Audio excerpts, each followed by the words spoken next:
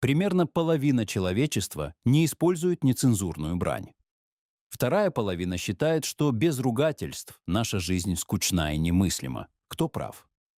Современные исследования показывают, что мат в некоторых случаях может усиливать ваши физические возможности и выполнять роль психологического компенсатора. Но у сквернословия есть и вторая темная, разрушительная и очень опасная сторона. На какой стороне окажетесь вы? В каких странах сквернословят больше всего? Исследователи эту сомнительную пальму первенства присуждают разным регионам. В число лидеров, как правило, попадают страны глобального севера: Финляндия, Ирландия, Шотландия, Россия, Великобритания, США. Но количественные показатели не отражают качество, всю широту и, если можно так выразиться, красоту национального мата.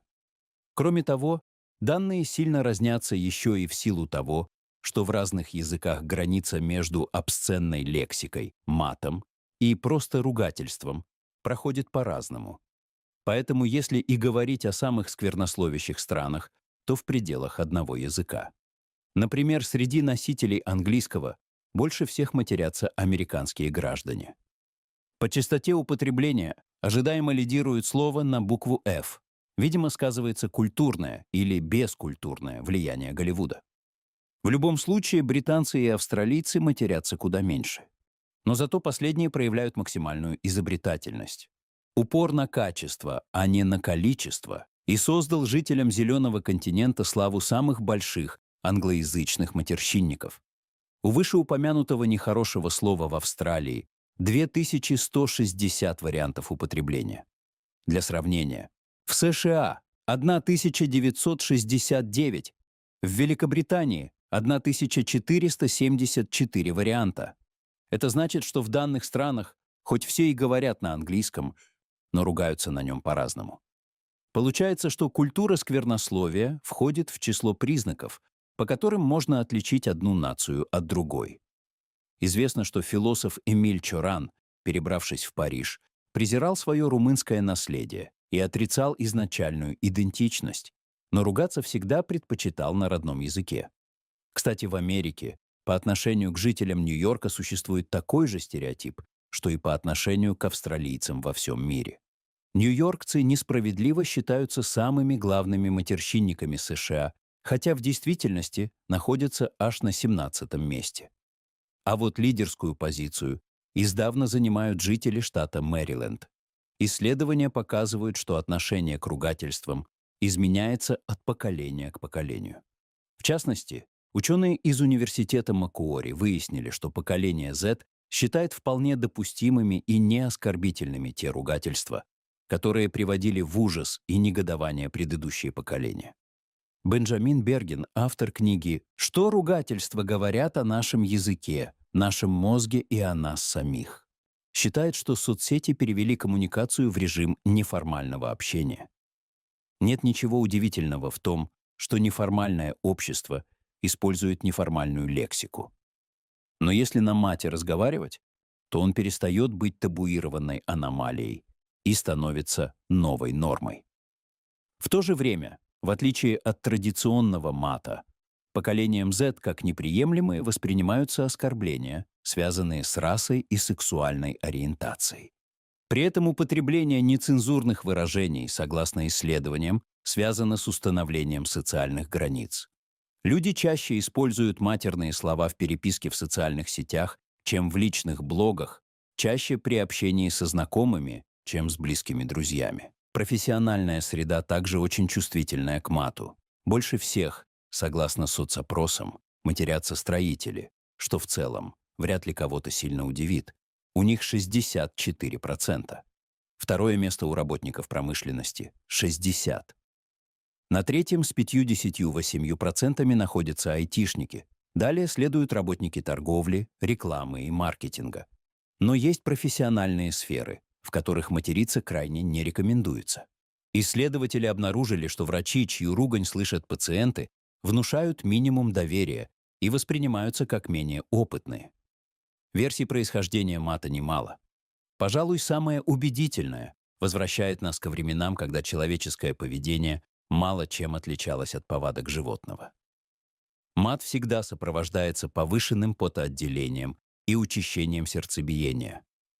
Эти вегетативные реакции указывают на то, что ругательства могут быть проявлением архаической реакции «бей» или «беги».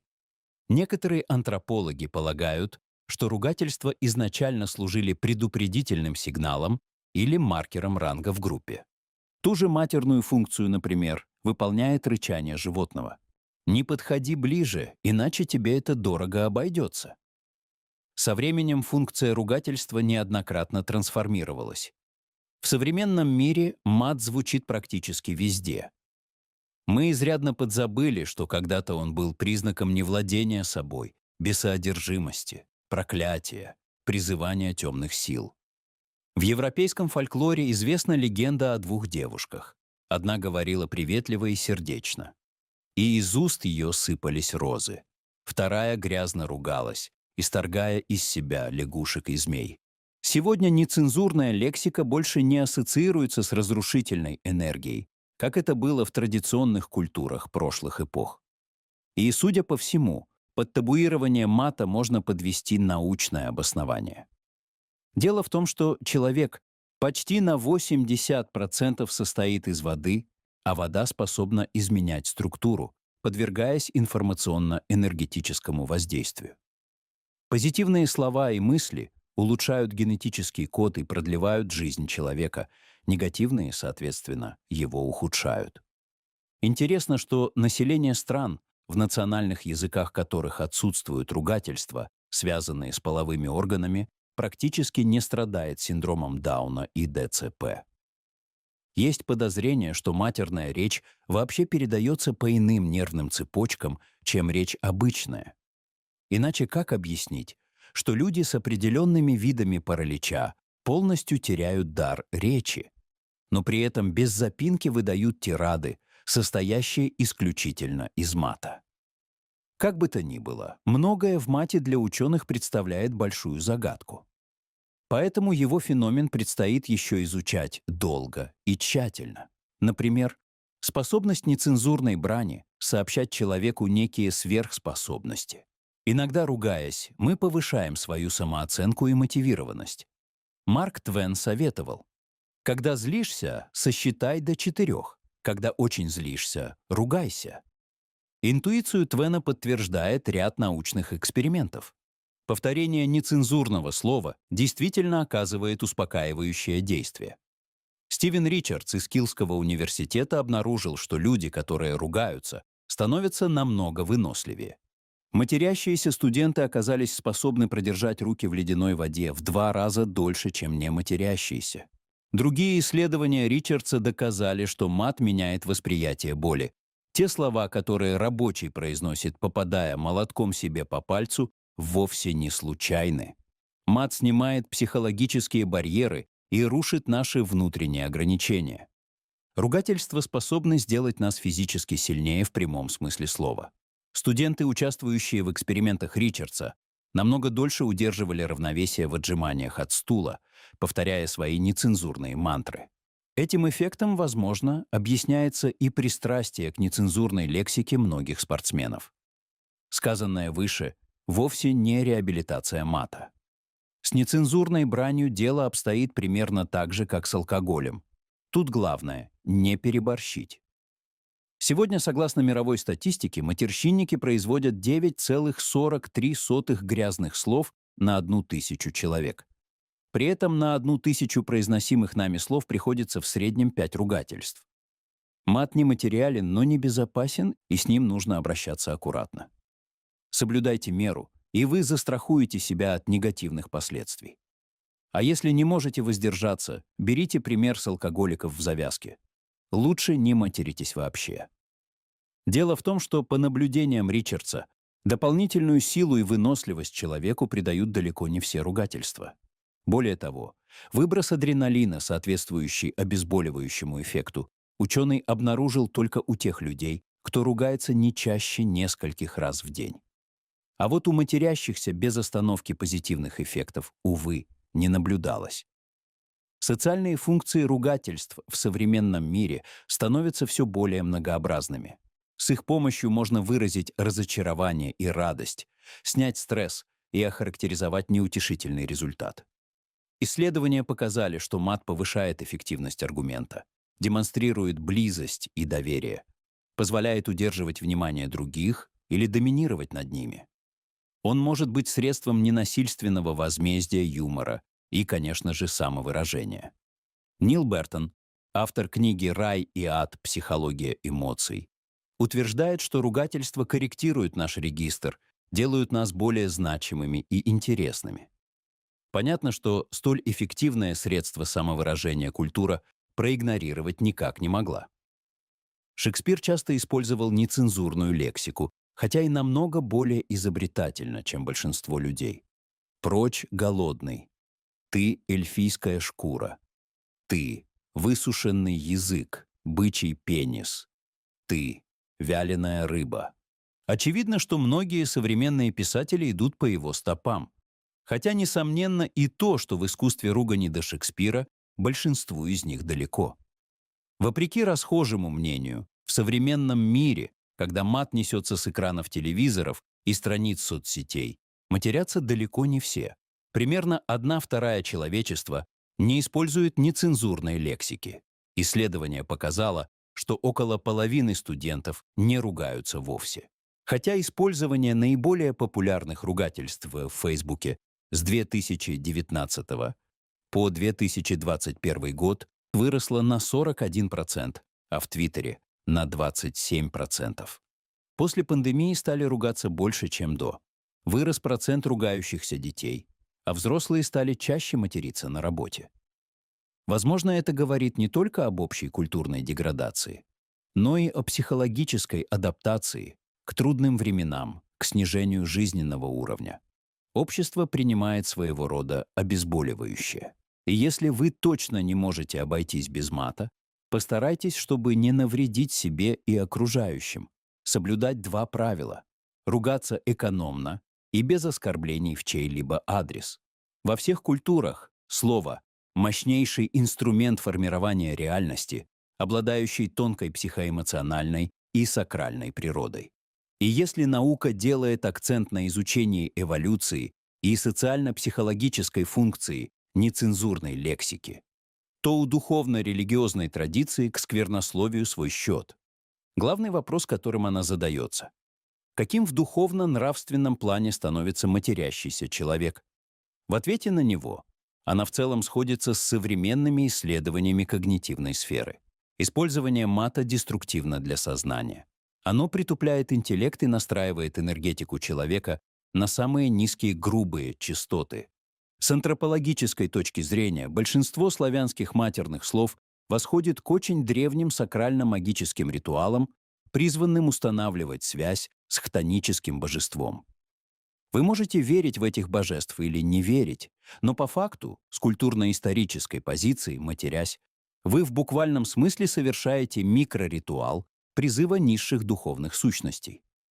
Энергия мата — это энергия агрессии, похоти, разрушения и хаоса. Она ломает перегородки, защищающие психику человека от обитателей хтонического мира.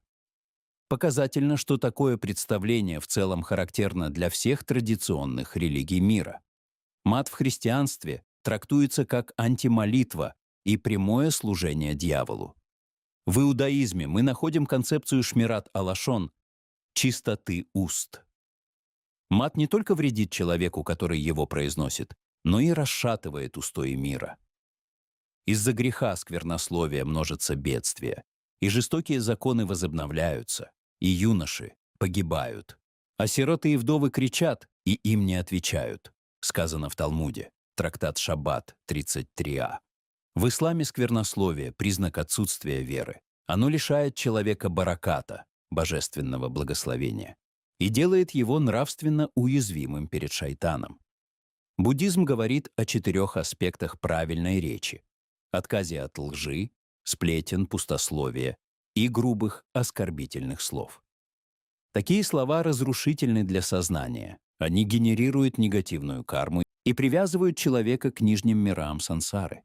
Но нужно признать, что в негативной оценке мата мировые религии тысячелетиями упорствуют вовсе не случайно. Когнитивная архитектура и эмоциональная палитра человека чрезвычайно сложны. Мы способны испытывать тончайшие оттенки состояний: светлую грусть, трепет, благоговение, сострадание, интеллектуальный восторг.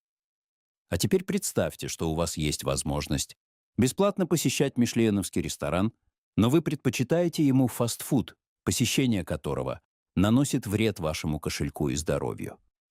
С нецензурной лексикой дело обстоит примерно так же. Мат выполняет роль лингвистического фастфуда. По сути, он сужает вашу эмоциональную палитру до животных базовых настроек, генерирующих примитивные реакции страха и ярости. Он буквально приучает мозг реагировать на внешние стимулы неосознанно, а импульсивно. Неудивительно, что отказ от присущей человеку эмоциональной и языковой сложности существенно ограничивает как абстрактное мышление, так и интуитивное. Согласно гипотезе лингвистической относительности Сепера-Уорфа, язык и мышление неразрывно связаны. Поэтому обеднение языка неизбежно ведет к усыханию мышления. Ведь люди, которые используют мат в качестве обязательной связки между словами, производят своего рода белый шум, помехи в работе сознания.